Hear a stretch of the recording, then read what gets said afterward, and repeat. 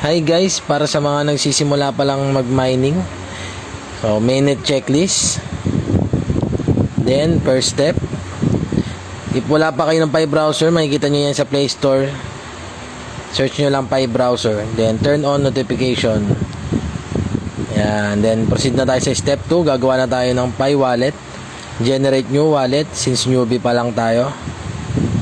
Yan, yung passphrase, syempre, save nyo, huwag nyo kakalimutan, then use fingerprint. Tapos, i-paste nyo ulit dun sa create new wallet.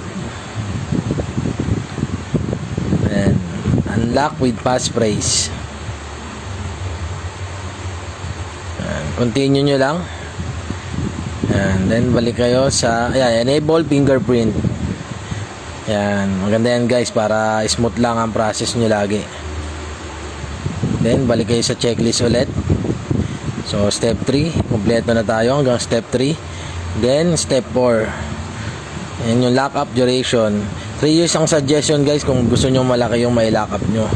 Pero kung gusto nyo konti, hanggang 6 months lang. Para mas mabilis mag-migrate. Then, yung step 5.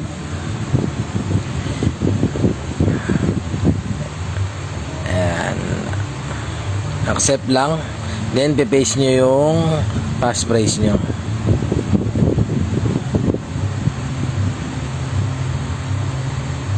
Ayan.